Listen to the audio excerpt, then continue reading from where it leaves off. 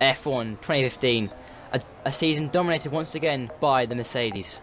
Two drivers, Nico Rosberg, Lewis Hamilton, battling it out for the championship since day one of the season at Australia, and the finale at Abu Dhabi. But things weren't all the same for 2014. Okay, we had Mercedes dominating the same way, but we had another competitor. Ferrari were back. That Italian flair, that Italian passion that they had that we haven't seen for so long, which has been the lifelong missing thing that we've missed from Formula 1. They gave Formula 1 the experience that we all enjoyed. They were back. Red Bull were floundering with the Renault power, always squabbling over with Renault, never really, satisfied with the way things were. But still, we still had the Mercedes dominance that we had from 2014, with Ferrari right there with Sebastian Vettel, with his first season with Ferrari, getting multiple victories, getting pole position at Singapore. But it was still the story of two men, Lewis Hamilton and Nico Rosberg. We still saw the same rivalry, cracks with their relationship, but it was still Lewis Hamilton dominating the way that he did from day one in Australia, winning 10 races to Nico's 6, getting multiple pole positions in a row, and really showing his true class, becoming a 3-time world champion. But Nico was not all weak. He came back to the final 3 races, pushing as hard as ever to beat Lewis Hamilton, and he won 3 in a row at the end and got 6 in a row pole positions. What a season it was. It wasn't the best, but it was good. We saw cracks and friction, but this is it. My F1 2015 review, where we talk about detail about the whole season. Enjoy.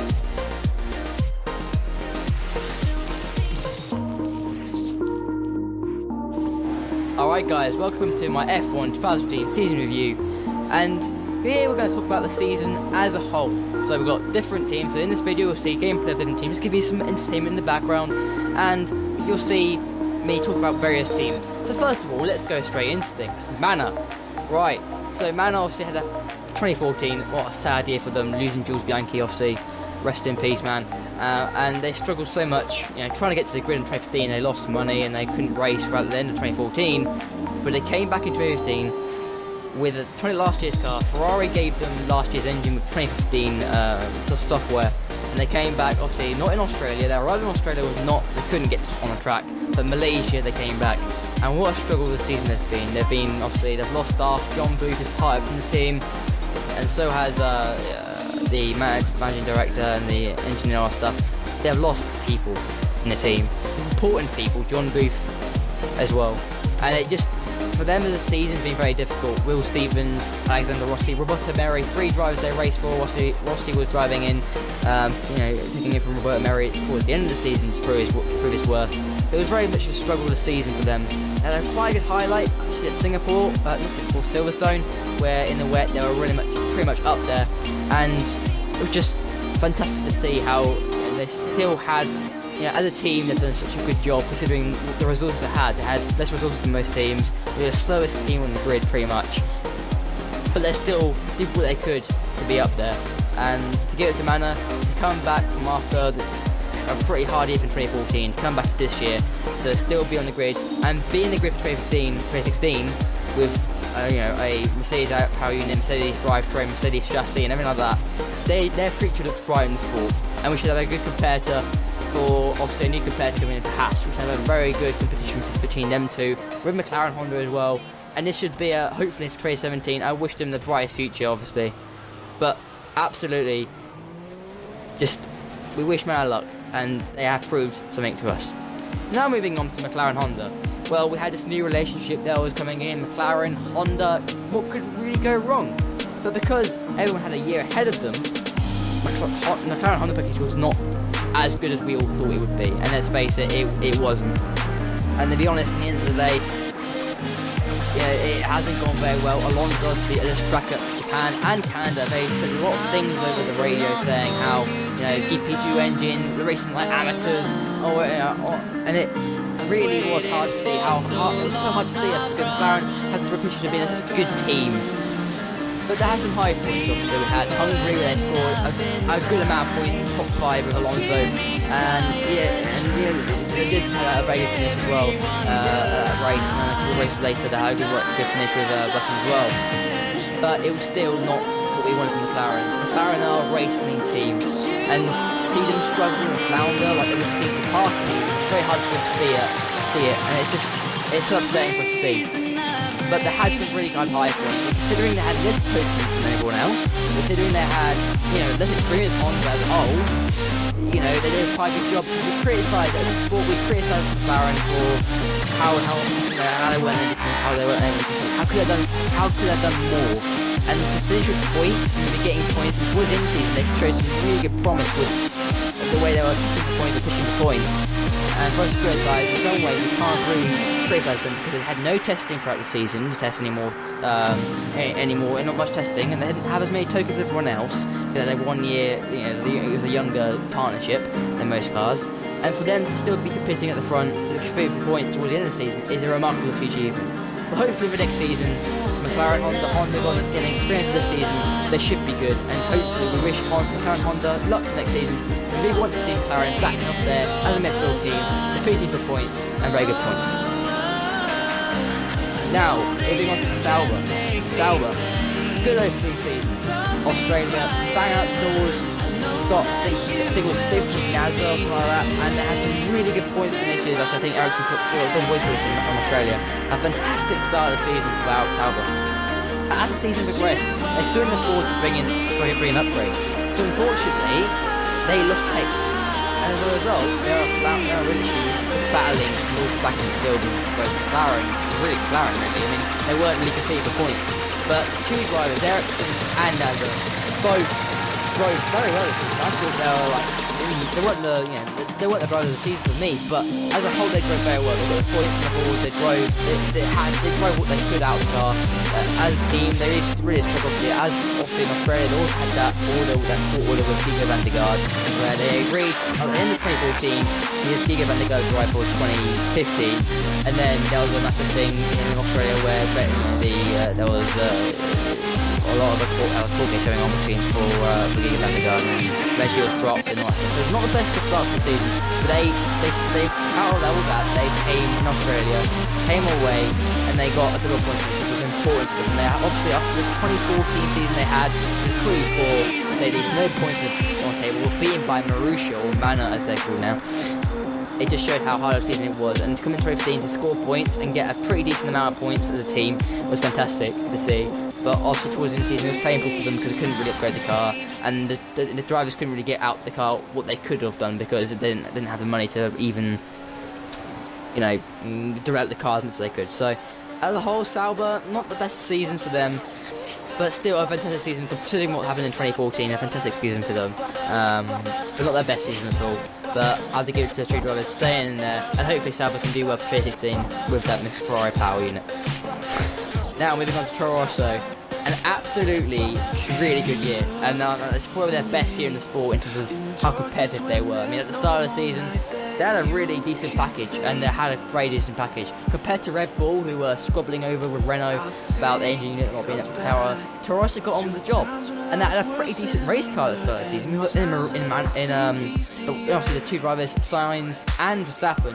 Very, very good place to driver, but Verstappen also took all the headlines. Sainz didn't really have those headlines at all, as how unlucky he was, like races like Russia, for example, where he crashed and got in hospital. But he came back the following day, racing on race day, to fly out and get points. And he was flying through the field very quickly, but unfortunately he wasn't the return out of that race as well. Other season, it was very hard for Sainz. Verstappen took all the headlines, had fantastic finishes. Hungary, amazing finish, came fourth, and that race was amazing. That race was a fantastic race, very unpredictable. Obviously, after Lewis Bianchi's death, the sport was a bit sore, a bit wounded, but all drivers came back fighting, and we saw a fantastic finish from a lot of drivers. Verstappen was the highlight of that race, with him coming fourth place in Hungary, and fourth at this track very much right now, the United States Grand Prix, which was actually absolutely unpredictable as hell the weather. And Verstappen drove a quality drive at Spa as well, going around the outside of NASA, the last sector, going into the bus stop chicane and taking in the bus stop chicane. He drove so well, and Verstappen was the highlight of the season, giving us the action that we missed. And obviously because the season wasn't quite bland, as a season it was quite bland, and Verstappen gave us a lot of action and a lot to be excited for, because as the sport moves on in the future with these young talent's coming through, and Verstappen is a talent. He's definitely going to be a champion in making, and you can see it this season, how skilled he was, how he was learning, but how he was progressing as a driver. And it was amazing to see how good he was. And hats off to Toro Rosso for giving Red Bull a fight at the beginning of the season at Malaysia. But absolutely fantastic season. Let's hope 2015 Ferrari will be good next season, hopefully. Now Lotus. What a year for them. It wasn't exactly the best years. They were running out of money, obviously. 2013, they had a problem with a money dispute with Kimi Raikkonen, and it's always been a bit of a problem for Lotus.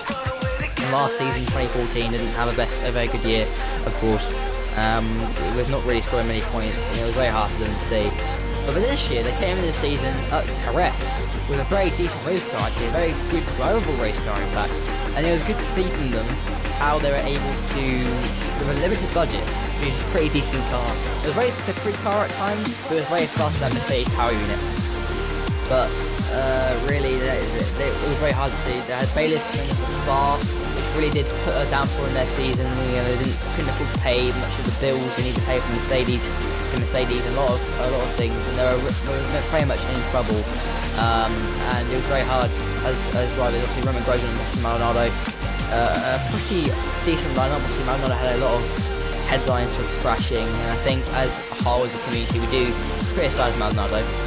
But he wasn't bad. But Grosjean, one of the highlights of the season actually was his podium at Spa. The emotion, he came third. Obviously, better because that punch he got him quite lucky. But he was, Grosjean was coming down, counting on him, and he came behind Vettel was in the race, and he came with that fantastic third place finish on Spa. His emotions, him crying in the cockpit, that emotion he had after that, so much pressure from the bailiffs. It was so hard, and obviously they had a lot of problems with the bailiffs towards the end of the season as well, with them turning up to multiple races there. A lot of their parts were late to Japan, and a lot of tracks towards the end of the season. But as a whole, Lotus did a fantastic job with Grosjean. Grosjean leaving the team to go to Haas for 2016, and Johnny and Palmer coming in to fill the seat. And now the team's going to be called Renault. Obviously, Renault taking over and brought Lotus back. And let's hope for next season, obviously, with Renault coming back as a stock team now, it's going to be fantastic to see. And obviously, another good stock team would be fantastic for the sport. So, yeah, let's hope for Renault next season. But now, Force India. Absolutely, I'd say, a good season. Obviously, at the beginning of the season, again, they struggled to get the 2015 car out. So what happened was they bang out a Jerez 2014 car with 2015 modifications, almost like the Mano was. The Mano was like 2014, it was 2014 car, 2015 specifications. And the same with the Force India, except they had 2015 power unit forms. And they, to be honest, at the start of the season, their 2014 car, their 2015 nose, and 15 aero parts, it was a very good car. It was scoring.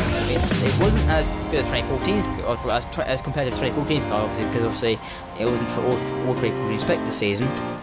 But they drove very well. They got some really decent points on the board. And then I think it was Silverstone. They launched their B spec car, and straighting it off, it was a very decent car. As the season went on, they developed it, got better and better and better. And I thought they did a fantastic job as a team. They did to get podiums. Podium with Perez at Russia, and Perez was a absolutely consistent driver towards the end of the season, and Perez is probably the driver of the season because he kept competing for good points towards the season. Hulkenberg got a bit unlucky, got in a bit of scraps with drivers and had a couple of incidents towards the season, got a bit messy. But Hulkenberg scored some very good points too, and to be fair, that team was a fantastic team this season. They had a very good car, a very good race car. And the hope is really there for Force India. Obviously, they're not a team that struggles with money. They were still there, competing for podiums. Obviously, the Russian podium was amazing to see. And Mexico, for Perez, Perez's support he had for Mexico was fantastic. And Force India, it's a fantastic season, and a very underrated season for them actually. But congratulations to Mercedes Force India, and they have a very good, bright future for next season. And I hope they can compete for more in 2016. Now let's turn to Red Bull. Red Bull. Well, what a messy one. I mean, they started the season with a lot of drivability issues, and Renault power wasn't the best. So they were complaining a lot, and a lot of criticism was around both, a lot of criticism was about Red Bull and Renault and how the relationship was cracking, and as soon as that happened, Red Bull were looking for a different engine for 2016, and they couldn't find one. Honda rejected them, so did Ferrari and so did Mercedes, and they've now confirmed the engine supplier Renault lost Tag-Heuer branding, because McLaren-Honda have lost Tag-Heuer as a sponsor, and McLaren have actually lost a lot of sponsorship actually. But now, as Red Bull got Tag-Heuer, they've one got a bit more of a budget, they've still got an engine, and they've still got the lineup of Daniel Kvyat and Daniel Ricciardo. But they had some good races, a good highlight. Hungary was a good highlight, they had a really good strong package around there.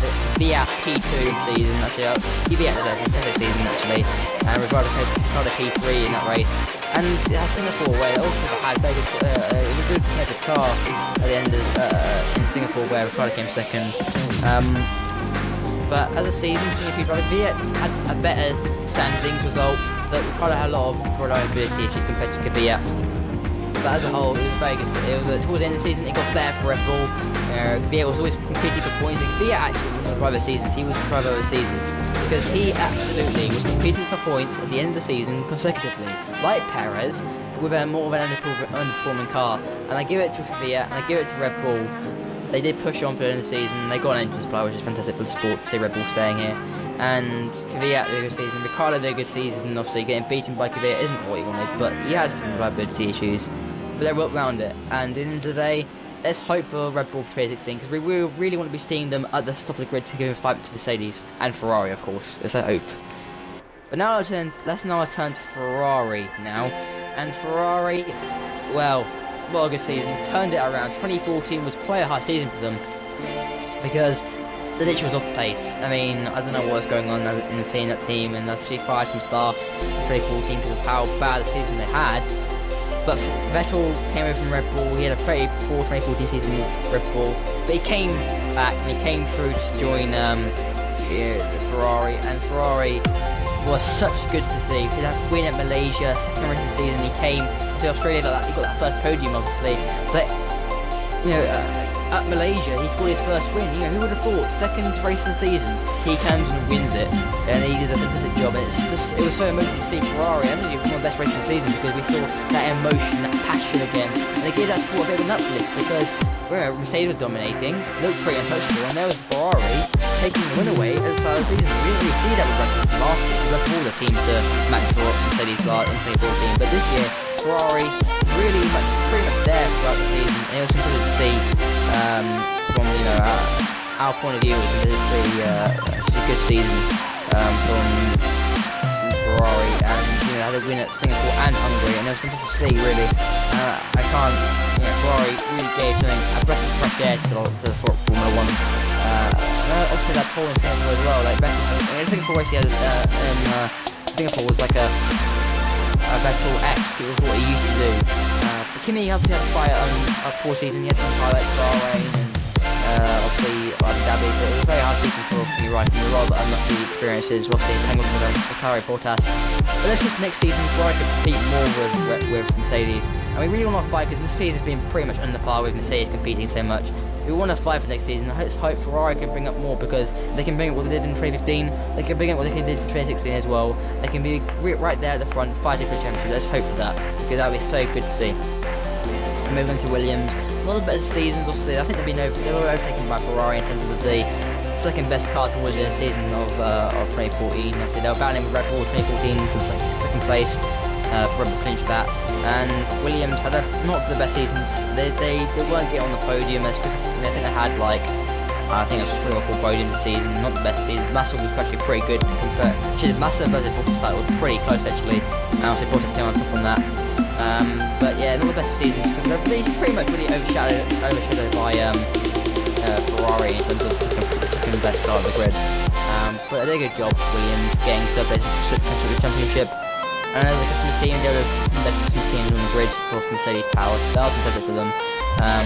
But this literally next season, they need to improve on a lot of things. Drivability of the car in the wet is one thing, because obviously we struggled. They saw them struggling in Silverstone. Obviously Singapore, Silverstone had a fantastic race. Start of the race was amazing. They were leading the race, and it was just such a shock. And I think a lot of people were willing to say Williams on to win that race, but it wasn't to be, of course. And it was just nice to see course, Mercedes, Williams were driving, and we were seeing the scenes of Silverstone was amazing to see.